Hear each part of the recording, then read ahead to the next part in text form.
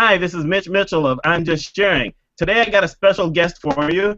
We're actually doing an interview with Cairn Rodrigues. Say hi, Karen. Hi. Well, she didn't say hi, Karen, so look at that for once. Hi, so Karen. Anyway, I'm talking to Karen today because she's written a book called The Prospector's Song, and I actually have that book now. Oh, geez. No, it's not. It's called The Last Prospector. Why did I say The Prospector's Song? Because the name of my blog is The Light Stealer Song.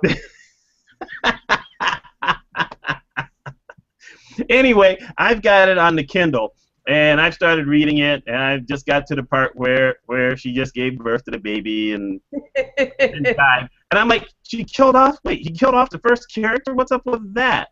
So that'll be interesting where we go from there. But the book's gotten some pretty good reviews. But a little bit more about Karen. She lives in Sacramento, California area. She's got a second book that's coming out called Travelers and Tramps. Actually, I guess you're turning this into a 3-part series. Am I right on that? It's probably going to be 9 parts altogether. Oh, my. Okay. Yeah. Well, I knew that Travelers and Tramps was actually the second half. It was actually like you'd written the whole thing, and then you decided, okay, let me chop this in half. Yes, the first book was actually much longer, and I made it into 2 books because it was over 900 pages long the first time. So you didn't think you could do an Atlas Shrugged kind of thing? Maybe. That would have been fascinating if you could have got away with it.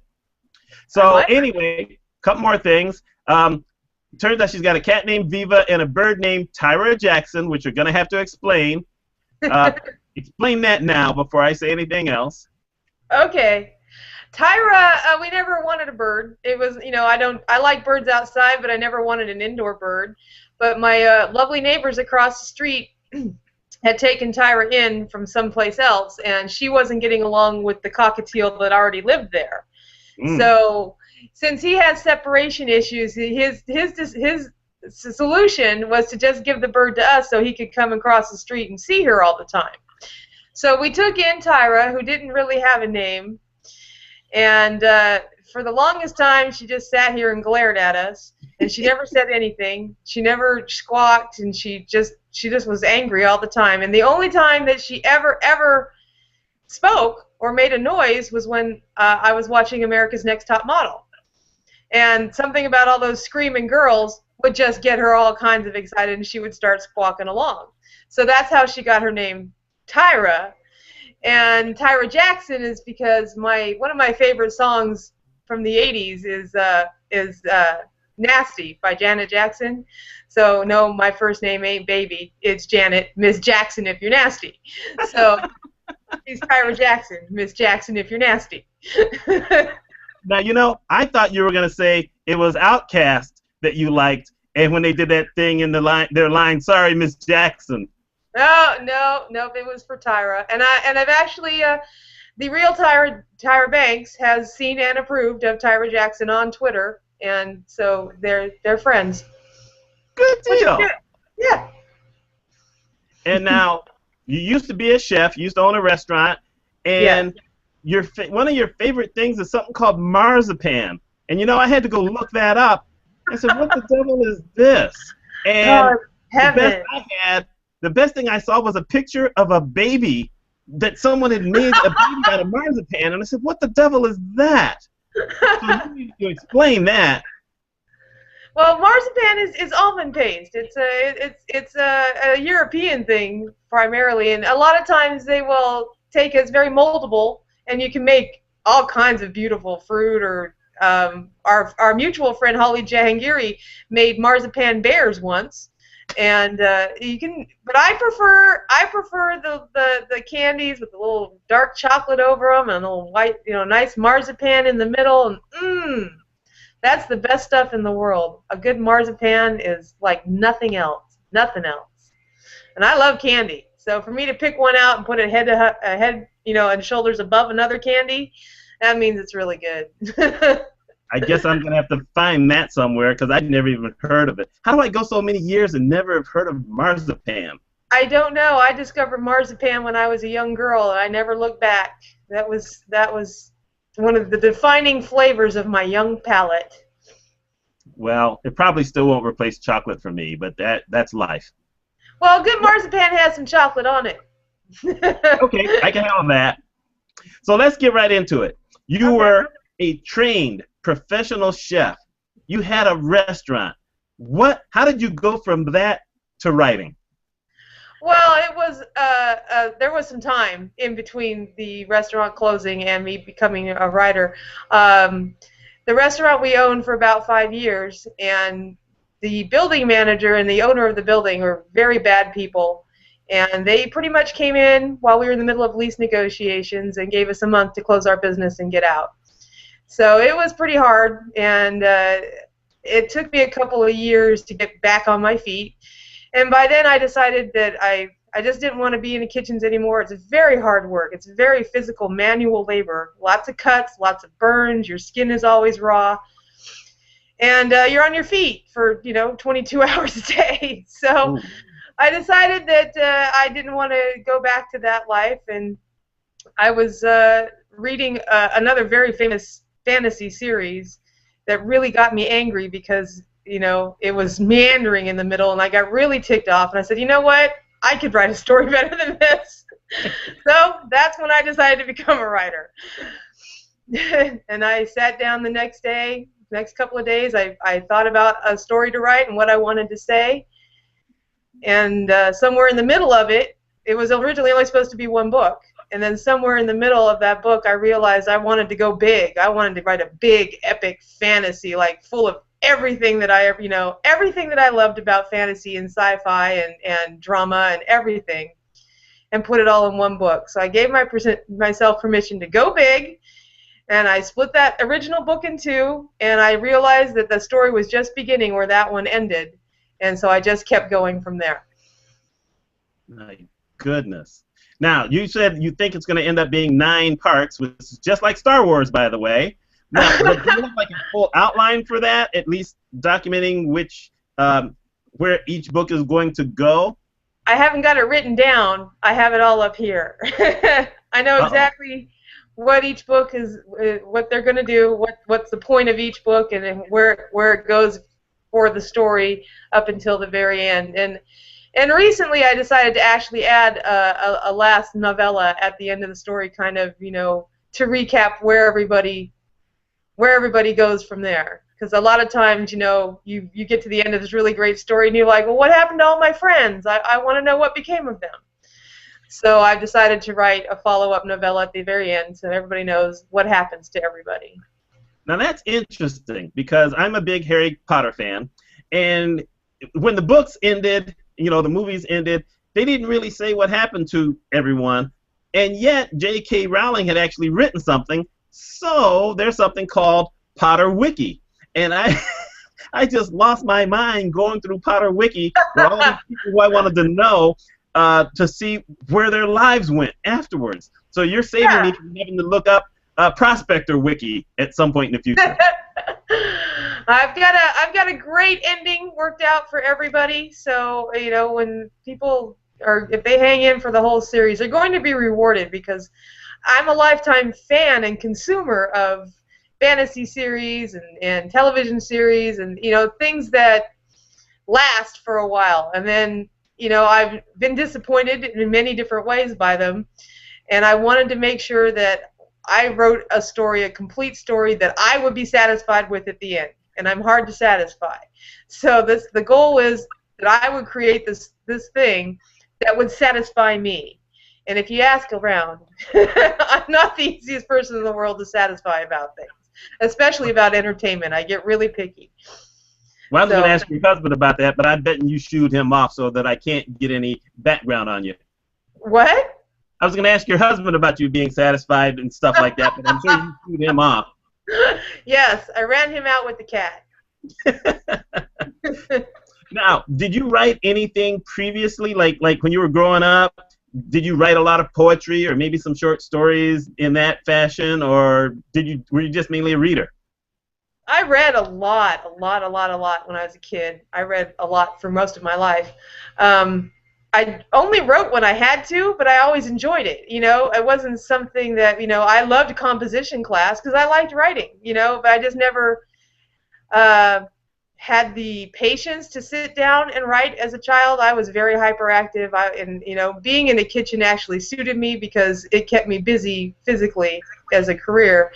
And then now that I'm a little older, and it's easier for me to sit down and just sit there for several hours and write, whereas I used to never be able to just sit down and do anything.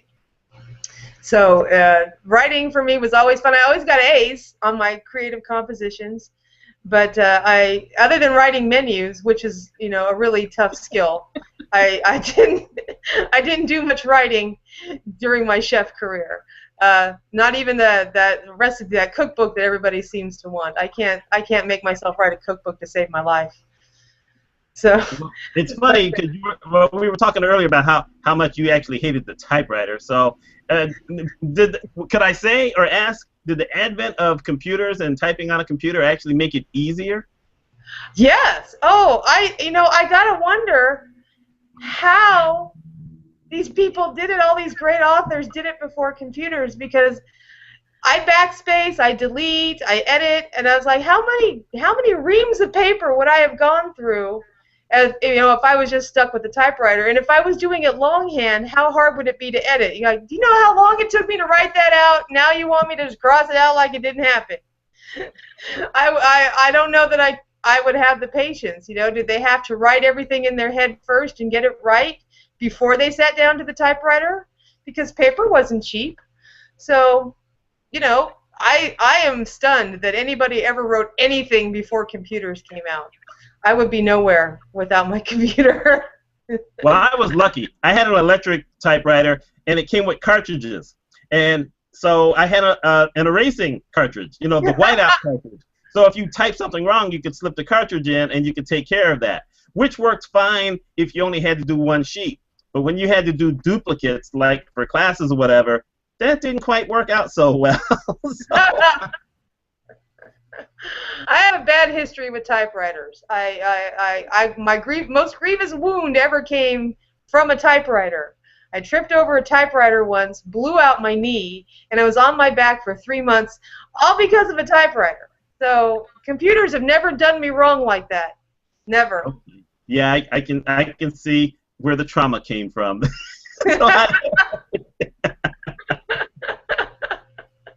So how long did it actually take you to write the story? And when you came up with the characters, did you kind of have I'll call it a diary or a history of the characters as you were writing it, or did you really just memorize what each character was like as you were writing?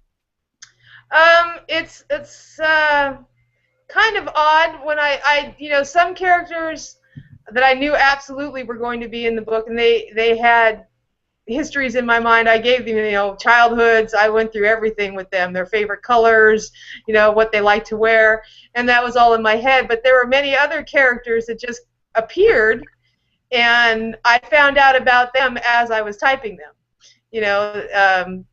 For instance, Tonio.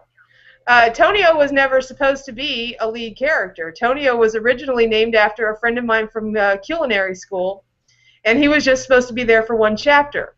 And then he kept tapping on me. He kept tapping on me, saying, "No, you need to change my name because I hate that name, and you need to, I'm big, I'm important. You need to look at me." And so finally, I turned around and I saw Tonio for who he was. I'm like, "Oh, look at you! You're important."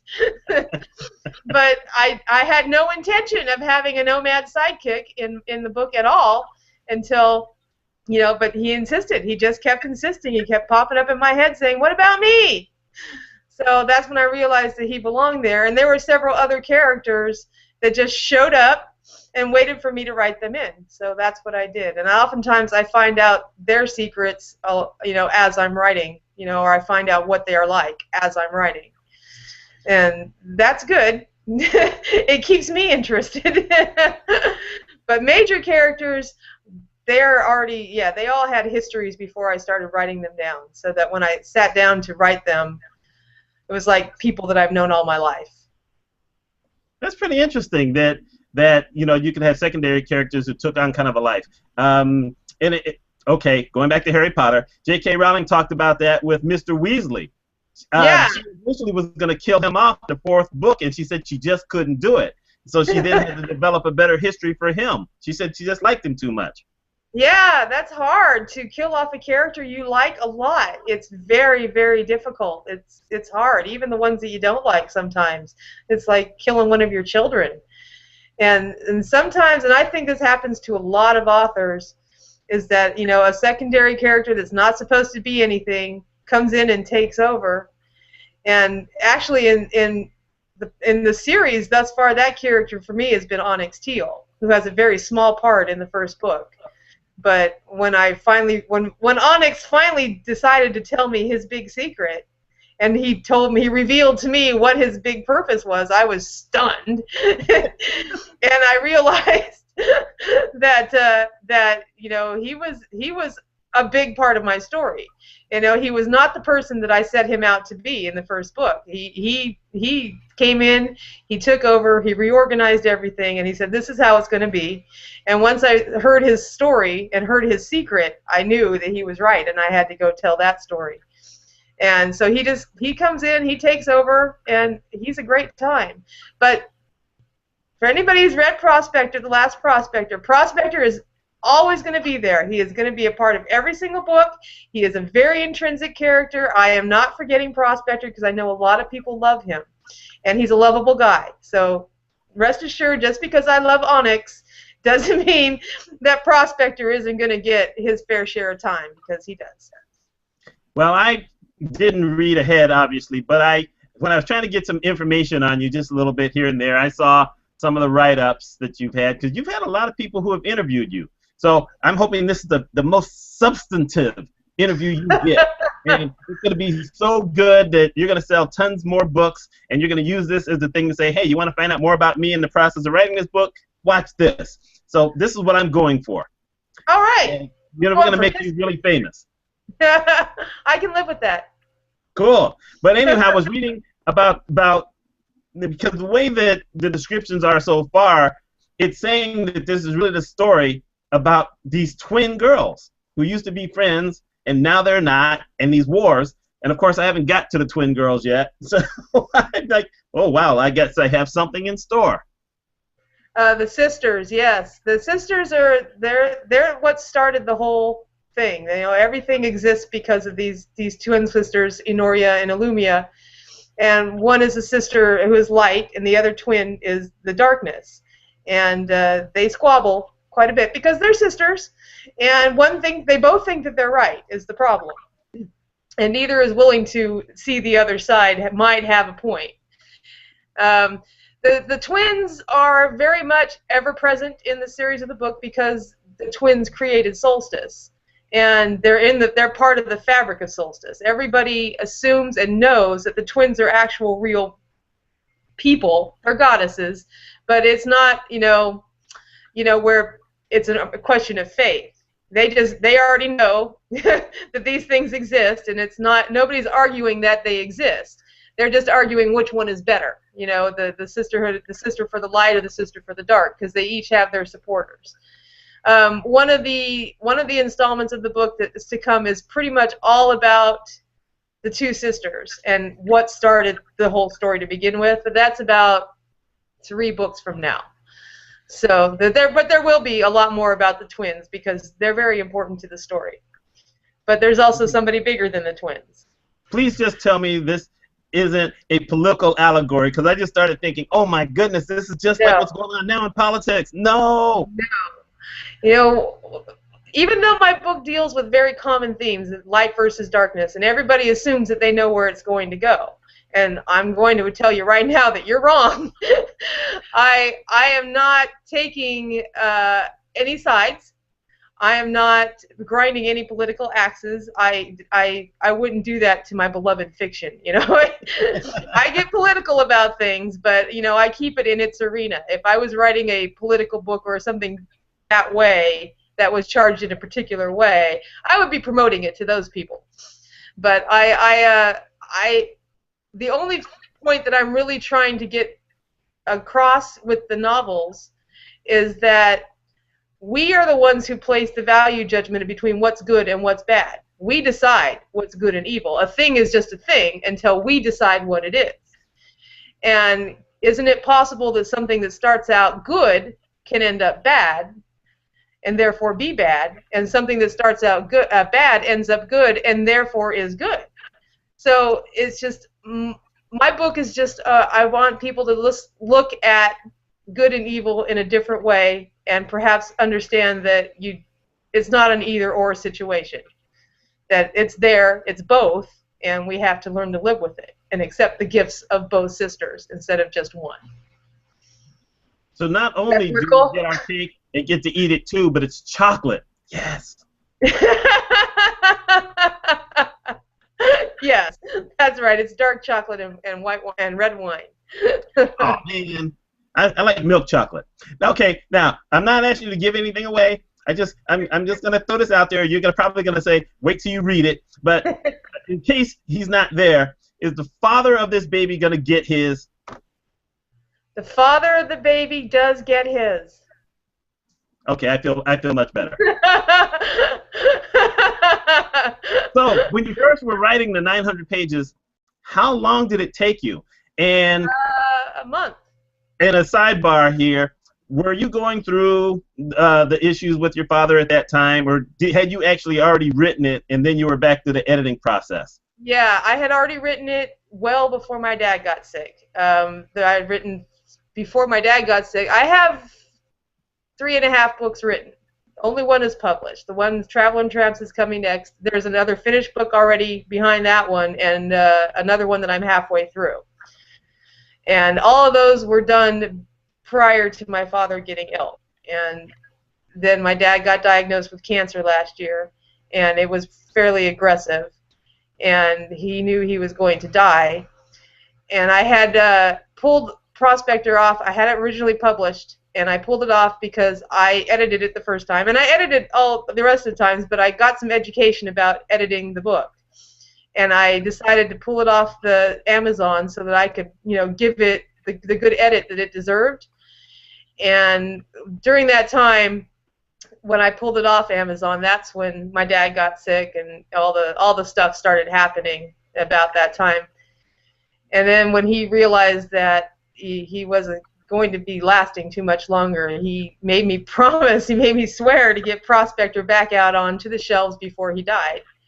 So in between taking him to his radiation treatments and all his doctor appointments and taking care of him, I put the gas on Prospector, and I edited it up, and somebody made me a cover. The wonderful Ron Reed made a cover for me, and a lot of people helped me get that book up, and it finally did go back live before he died, and he got to see a published copy of the good one in his hands. And actually, he's the only other person, not even my husband knows this, he's the only person that I ever told the actual ending of the story to, because I knew he wasn't going to be alive to hear it. So I told him the entire story. So he knew before he died everything that was going to happen in Solstice and what the big story was at the end. Now, the butler did it, right? Oh, wait, you're not going to tell me. What? I said the butler did it. No, there's no butlers so far. But I'll make one now. I'm going to have a butler named Mitch. Oh no, I want to be a dragon. If there's a dragon, I want to be the dragon. I don't have dragons. Darn. Solstice has a lot of very interesting and unique things. It doesn't have any dragons. Well, dragons are probably overdone at this point anyway. Well, the story that I was reading that got me so angry was full of dragons. So there wasn't going to be a dragon one in my book. But there are cats, lots of big cats. So it took you only a month to write 900 pages?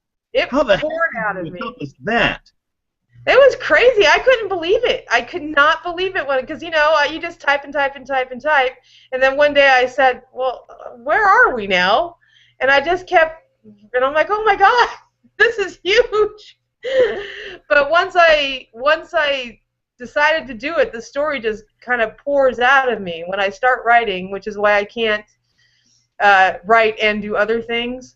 I can either write or I can go live the rest of my life. So when I sit down to write the story, I can't do anything else. I am there, and I am only typing, and that's all I can see and all I can think about. If my husband wants, what's for dinner, I tell him some fantasy thing that the prospector just ate that we don't have on planet Earth.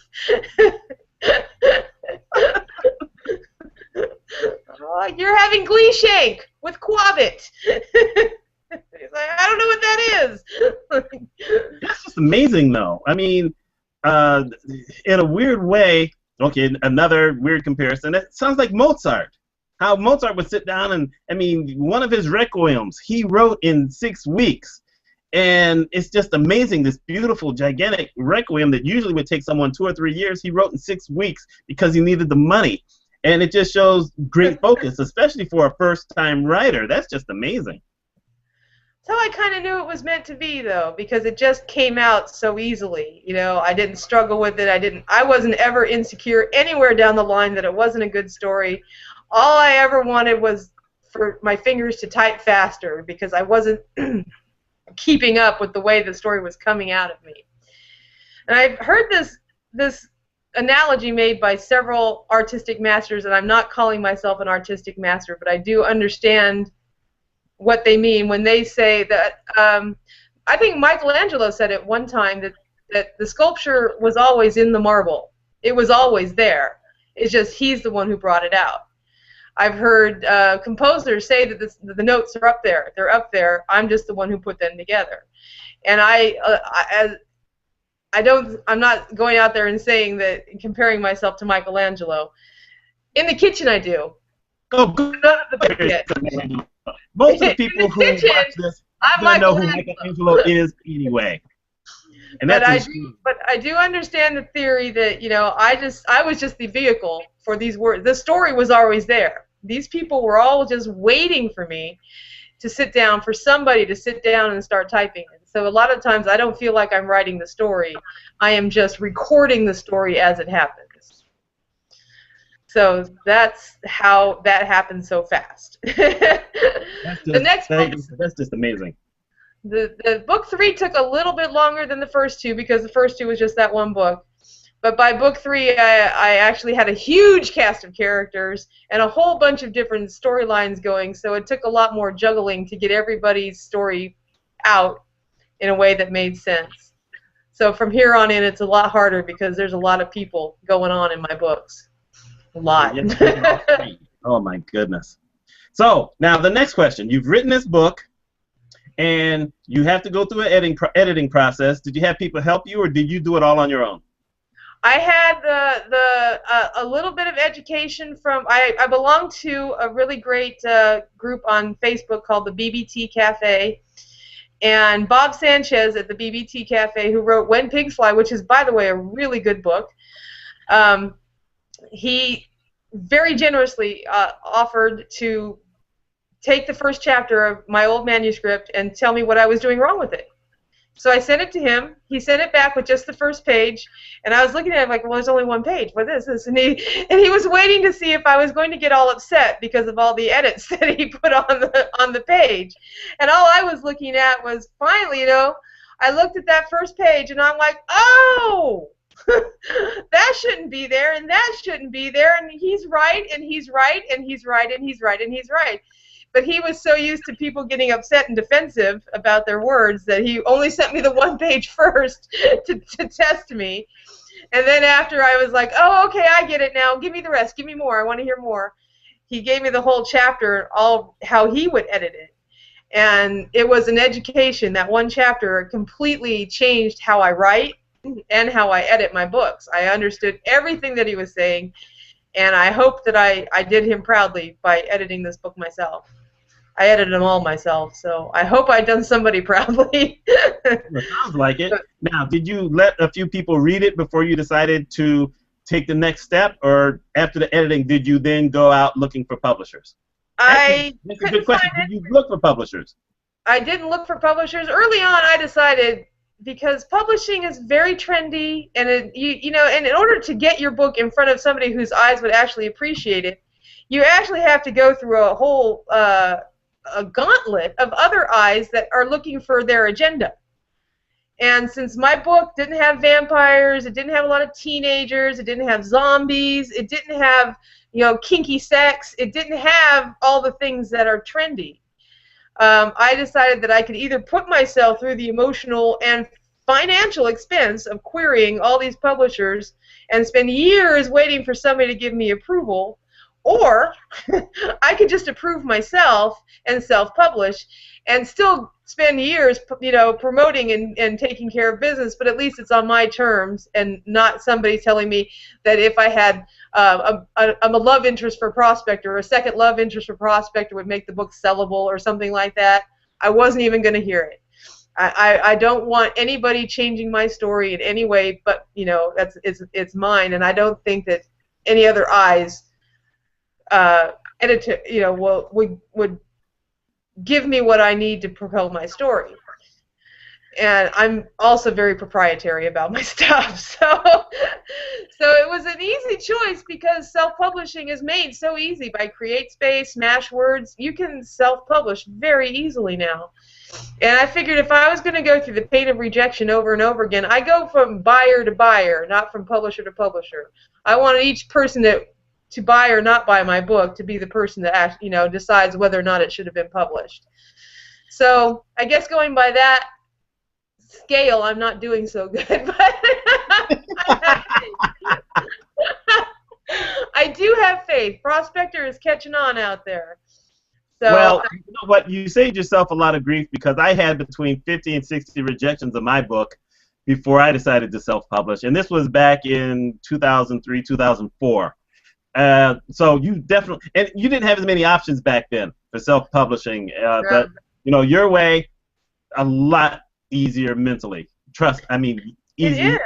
I'm glad you thought of that. So you probably had talked to some people first, people like Holly, who may have given you some kind of idea of what to expect. I didn't know Holly until after. I published a book. I threw myself into the deep end of the ocean. I knew nothing. I didn't know anybody. I had no online presence. I had nobody to read my book. Nobody wanted to read my book in my family. None of my my friends. They're like, oh, that's cute, and so I was the only one saying this is really good, and these same people who would take my word for it, if I brought them some mystery meat covered in chocolate and I said this is good, I made it, they would all put it in their mouths and eat it. They have that kind of faith in me, but they never read my stuff before, so they don't have that kind of faith in me. So self-publishing, it seems to me, is the way to go, because traditional publishing has too many issues that I don't agree with. If Snooki is a 2-time best-selling author, then there's something wrong with the world of literary publishing. So you picked on Snooki instead of Nicole Richie? Well, has she wrote a book? I haven't read her book. I haven't read Snooki's bestsellers, or 2 or 3 bestsellers. Well, see, there you go. The Duck Dynasty guy probably has a bestseller.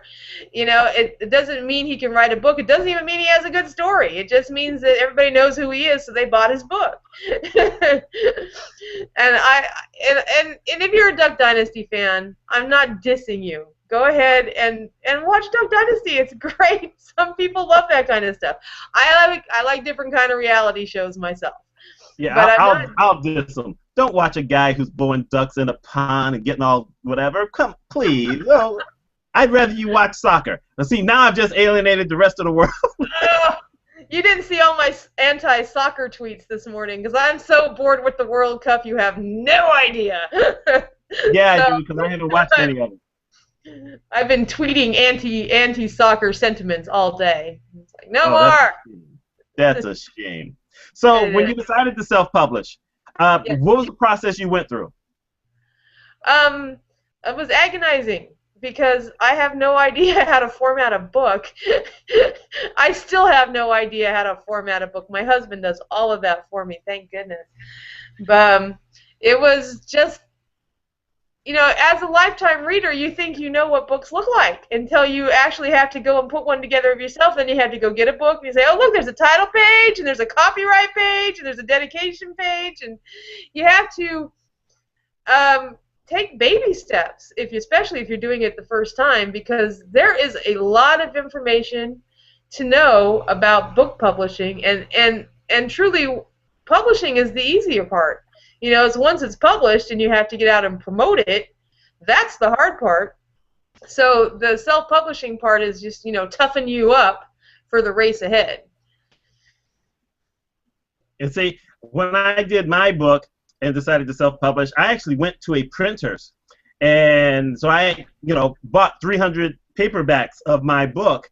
And so when I first showed it to them, they said, okay, you're going to need to format the text this way so that it looks correct in a book. I wasn't all that far off, but their little, you know, suggestion did work out well.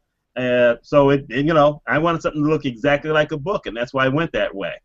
So that was my thing. But self-publishing was like I said, it was a different thing back then. Right now, for instance, I'm betting you didn't have to buy 300 copies of your book before you started selling it. No, you don't have to buy any copies of your book. Because it's print on demand. So, which is great for the trees. They don't have to waste their time, you know, being printed and thrown away.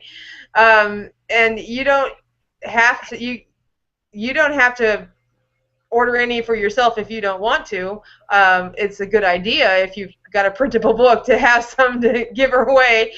But you know, there's a lot of authors that just do ebooks now. They don't even do print books. They just do them strictly for ebooks. My only problem with that is that, well, there's two problems. I love books, actual physical books, because, you know, we all grew up with books. And my second problem with that is that our society, all of our art is digital. You know, we put everything on a disc, or, you know, we don't have anything.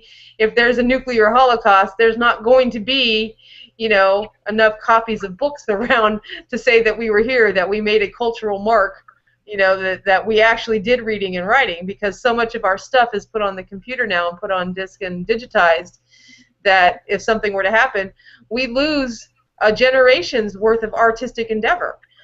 And I don't want my work to just go up like that. I have to have a physical copy of it around to prove to my grandkids, well, somebody's grandkids, that, you know, I actually did something with my life. I'm thinking if there's a nuclear holocaust, the only book anyone's going to be wanting to read is a survival guide. That's my thought. I don't... But, you know, even when you're surviving, you still need a break every once in a while. You know, you find a book. You need to take your mind off of the pity that you have because there's this nuclear holocaust and the rest of your life is going to be harder than you ever imagined. It doesn't even have to be a nuclear holocaust. It could just be like an electromagnetic holocaust, and there goes all of our electricity. So that's all. Oh, that's worse too. Okay, now let me ask you, because it looks like you're starting to promote a hardcover. Am I correct on that? Or because didn't you have something out where you said if you sell 1,000 hardcover copies of your book, you'll pay for a tree to be grown or something like that? Yes, I have made that vow, and I stand by that. I'm happy to do that. As a matter of fact, for every 1,000 physical copies, you know, hard copies of Prospector that I sell, I will donate a tree to the United States Forestry Service. Because you know, so it's not hardcover; it's actually a physical book. An actual hard copy of the book, yeah. Digital downloads don't count because they don't harm any trees. Okay. But and I'm actually trying to get a group of authors together to pledge, you know, that we will all donate a tree for every 1,000 physical copies of a book we sell. Because let's face it, without paper, writers can never have been anything. You know, we'd all be chiseling stuff into stone still, and you know, how would Gone with the Wind have been made at all if it was chiseled into stone? So yeah, them babies would have looked really funny chiseled in stone. Although Harry Potter would have looked really good chiseled into stone. This is true.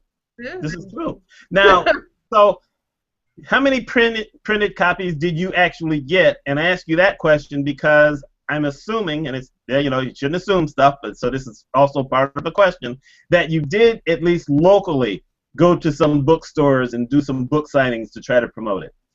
I haven't been able to get a bookstore to go for it yet, but I'm wearing them down. But I do travel around with a trunk full of these in my car. If anybody, wants to know about it, then I'm like, oh, I have a book. But I am actually planning to redouble my efforts into getting into local bookstores because they're not always that receptive for, if I had written a cookbook, I'd be in because I was somewhat well known in town for cooking. But I did not write a book about cooking or food, so they're a little less interested in my viewpoint. But I am not one much to take no for an answer. I'm not one much to give up, and I'm not one to just go away. So, I'll show up again with a smile on my face and a plate full of cookies because last time I didn't take cookies. Oh, see? I have a feeling cookies will turn the tide. Definitely. Yeah, I don't know what I was thinking last time, but this time I'm going in with baked goods because I believe in bribery. I believe in bribery too. Yes, and you know what? Cookies and cake, I will do a lot of stuff for good cookies and cake. If it tastes bad, I'm going to talk about you and not do it. I know. Okay, bad tasting cake is a crime against humanity. Why are you making a cake if you're not going to make it the most delicious thing ever? There is no point in flavorless cake or bad cake. It's not going to make you diet. It's just going to make you go out and get a new cake. That's all. And bad frosting. I don't like canned frosting. I did a video here where I had bought this Almond Joy frosting, and I did a tasting live, and it was horrid. Yeah. And I don't know. I don't like canned frosting. Well, it's hard to blame you there. I mean, it has its charms in a very unique little category. Like if you're making that toffee out of saltines and canned frosting, you really need the canned frosting for that. Other than that, I like I like homemade frosting. I'm not a pastry chef. I'm a cook, not a pastry chef. But I can make a very good French meringue and a Swiss meringue and an Italian meringue frosting. So I'm with you there. I'll hook you up. You ever come out to Sacramento, I'll make you something to eat. Hey, I'll be in San Diego in October for the first time ever. Yeah, that's 500 miles away. Oh, come on. It's a quick drive. You can make it down. By the way, a suggestion for a live signing or whatever might be local libraries. And I mention that because I'm part of a writers group, and what got me into the writers group in the first place was my wife talking me into going to a library where this lady who had written these series of fantasy books was presenting, and she was going to talk about writing and whatever. And so I went there, and she actually sold some books. She got to talk about the process, and it helped to get the word out. And I'm sorry I don't remember the name now, but that was for 12 years ago. But at the time, it was she was known, and of course it wasn't necessarily my style of book. But there were people there who were really happy and it got a nice draw. So you have those types of things. Sometimes writing groups will have a special weekend ceremony or something like that, where they'll have someone.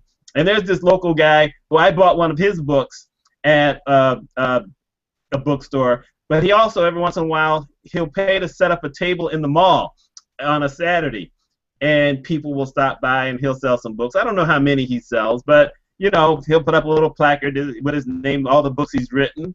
I'm just saying that, it's another way of getting some local press.